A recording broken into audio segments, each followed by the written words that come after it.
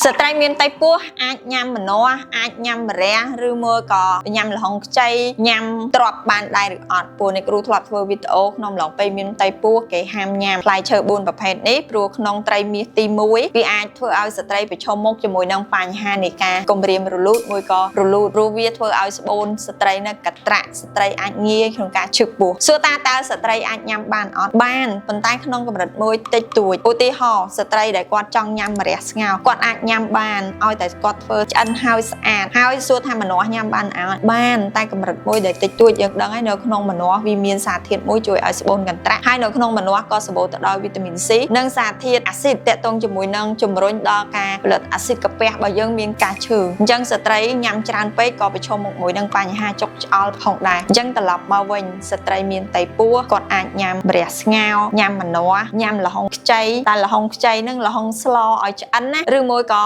ញ៉ាំទ្រាប់នឹងបានប៉ុន្តែក្នុងកម្រិតមួយដែលសមស្របកុំញ៉ាំញឹកញាប់ពេកកុំញ៉ាំច្រើនពេកពោះអ្នកគ្រូធ្លាប់ធ្វើហើយក្នុងត្រីមាសទី1ស្ត្រីញ៉ាំច្រើនពេកអាចប្រឈមមុខជាមួយការឈឺពោះស្បូនកន្ត្រាក់ងាយប្រឈមមុខជាមួយនឹងបញ្ហារលូតផងដែរ